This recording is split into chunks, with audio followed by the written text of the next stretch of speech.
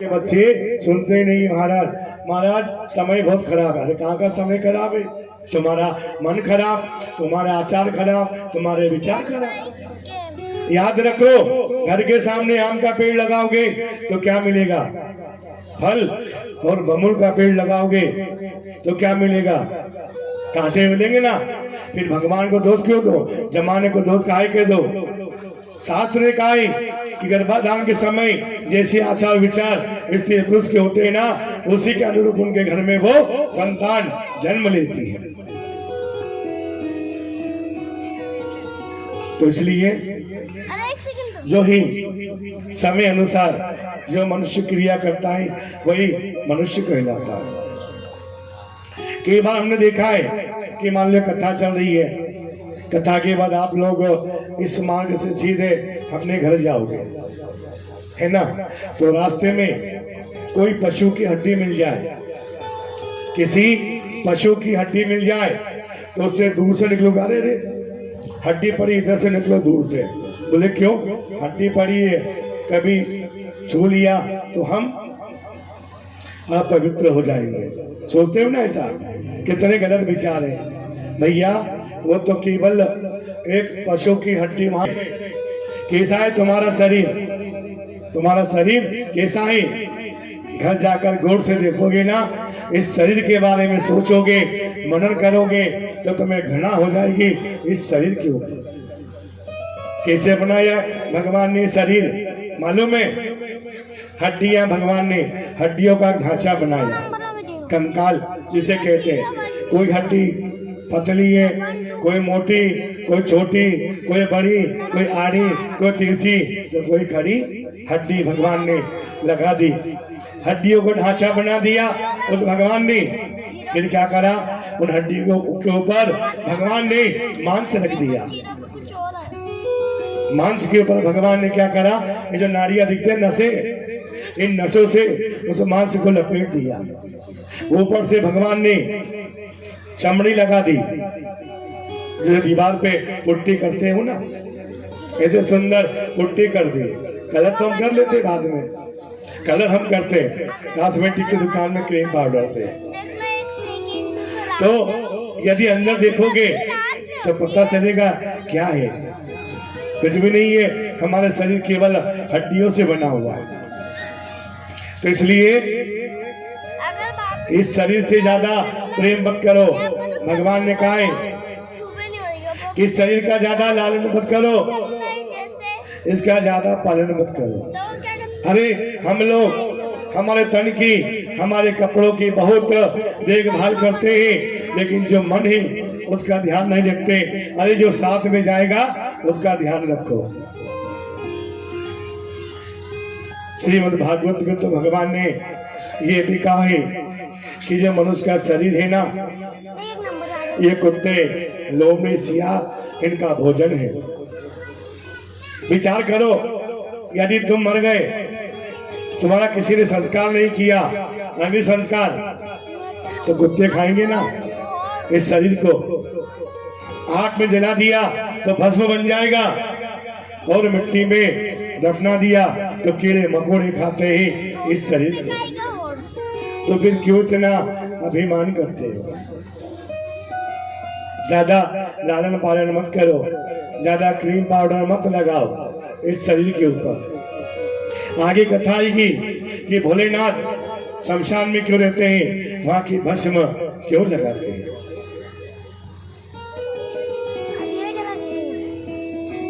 तब जो ऋषि बोले, हे देवी, तुमने असमय में गर्भधान किया है, तुम्हारे गर्भ से 2 राक्षस पुत्रों का जन्म होगा, हिरण्याक्ष और हिरण्याकश्यपु का। तो उदिति घबरा गई, कह रहे मेरे घर राक्षसों का जन्म होगा। तो ऋषि बोले, देवी तुम्हारे घर एक पोता होगा, एक पोता होगा जो भगवान का परम भक्त होगा और इस जगत में भक्त प्रहलाद के नाम से विख्यात होगा। तब जो ही दीदी बोले, अरे स्वामी, तब तो जो ही मैं बड़ी भाग्यशाली हूँ।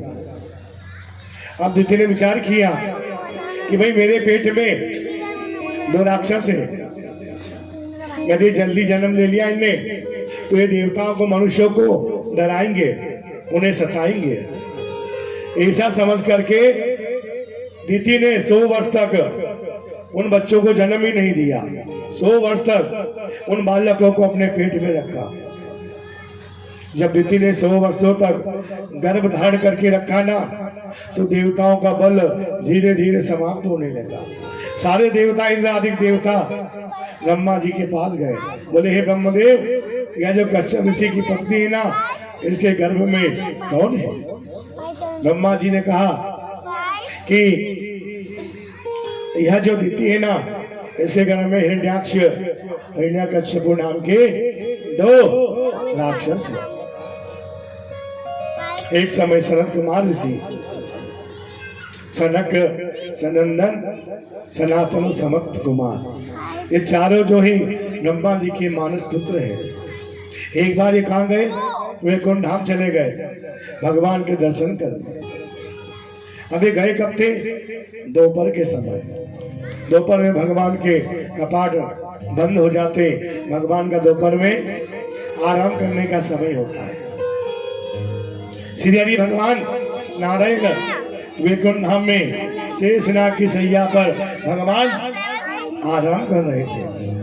जब भगवान सो रहे थे तो माता लक्ष्मी ने वहीं पर 2 द्वारपाली भगवान के, एक का नाम है जय और दूसरे का विजय, दोनों वहां पर चौकीदारी करते हैं। लक्ष्मी ने कहा कि द्वारपालो, अभी दोपहर का समय है और मेरे स्वामी नारायण सो रहे हैं, उन्हें कोई बाधा नहीं होना चाहिए, उन्हें कोई कष्ट नहीं होना चाहिए। आप ऐसा करो कि जब तक मैं नहीं बोलूं, चाहे कोई भी उनसे मिलने आ जाए, तुम जब तक मैं नहीं कहूं दरवाजे मत खोलना, द्वार मत खोलना। द्वारपाल बोले ठीक है माता, हम ध्यान रखें। लक्ष्मी जी भी अंदर चली गई। द्वारपालों ने बाहर से दरवाजा बंद कर दिया, वैकुंठ धाम का द्वार बंद कर दिया। इतने में ये ब्रह्मा जी के मानस पुत्र आ गए। बोले द्वारपालों से, अरे द्वारपालो दरवाजा खोलो, अरे द्वार खोलो। द्वारपाल बोले हे महाराज, अंदर जो अभी भगवान का विश्राम का समय है और माता लक्ष्मी ने मना किया है कि जब तक कि तुम्हारा स्वर्ग लोक से पतन हो जाएगा और तुम्हें जो है 3 जन्मों तक तुम्हें राक्षस कुल में जन्म लेना पड़ेगा, ये श्राप दे दिया। भगवान, इतने में भगवान उठ गए, भगवान जाग गए। बोले लक्ष्मी देखो बाहर क्या हो रहा है, कौन चिल्ला रहा है, जा करके देखो। लक्ष्मी जी ने द्वार खोले, इतने में स्वयं भगवान भी आ गए। बोले क्या हुआ, किसकी आवाज? तो ये जो द्वारपाल है ना भगवान के, जब इनका पहला जन्म हुआ तो क्या बने? हिरण्याक्ष और हिरण्यकश्यप बने। दूसरी बार जब इनने जन्म लिया तो रावण और कुंभकर्ण बने। और जब तीसरा जन्म इन्होंने लिया तो शिशुपाल और दंतवक्र नामक ये 2 राक्षस बने। तो ब्रह्मा जी ने कहा ये वही भगवान के द्वारपाल है। उसके बाद जो है 100 वर्ष बाद दिति ने दोनों बार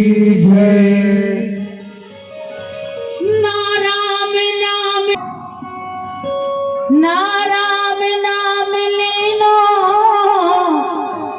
सुने भरी जवानी में। बहुत खतरनाक गाना है।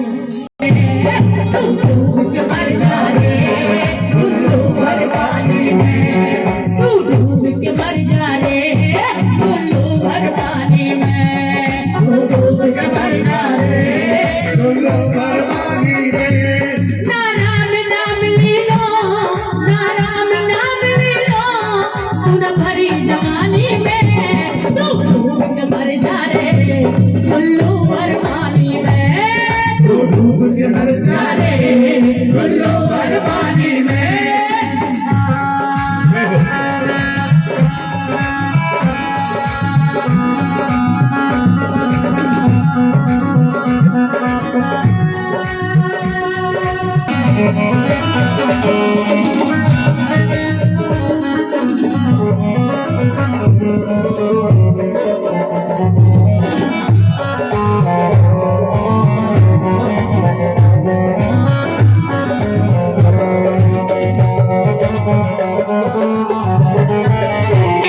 मिल जाएगी माटी में, गाना माटी में, मिल जाएगी माटी में, एक दिन गाया तेरी मिल जाएगी काठी में, एक दिन गाया तेरी मिल जाएगी काठी में। तू डूब के मर जा रे उल्लू भर पानी में, तू डूब के मर जा रे उल्लू भर पानी में। नारा में नाम लीनो, नारा में नाम लीनो, सुन भरी जवानी में, डूब के मर जा रे उल्लू भर पानी में, डूब के मर जा रे उल्लू भर पानी में।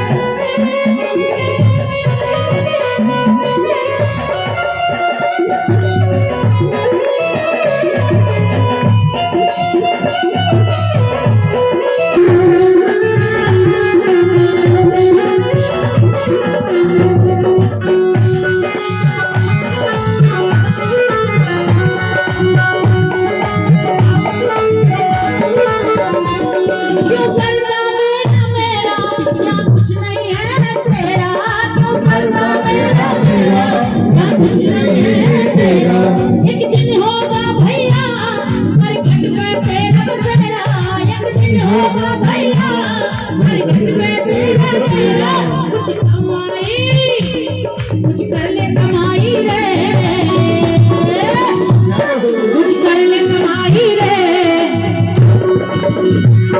इस जग के जानी में कुछ कर ले कमाई रे, इस जग के जानी में।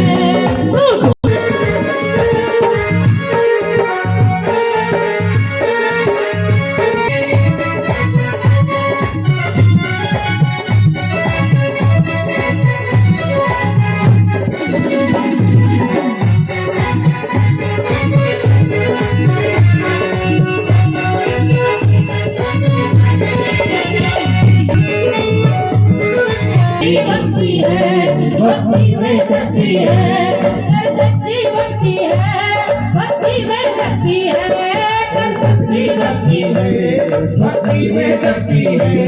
या भक्ति से भैया मिल जाती मुक्ति है, या भक्ति से भैया मिल जाती मुक्ति है, ये भक्ति से भैया मिल जाती मुक्ति है, या भक्ति से भैया मिल जाती मुक्ति है।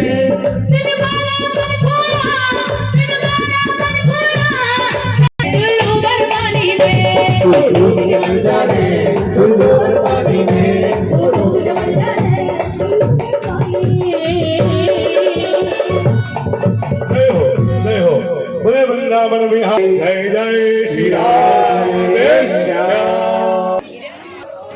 बोले वृंदावन बिहारी लाल। सनातन हिंदू धर्म हो, मुस्लिम धर्म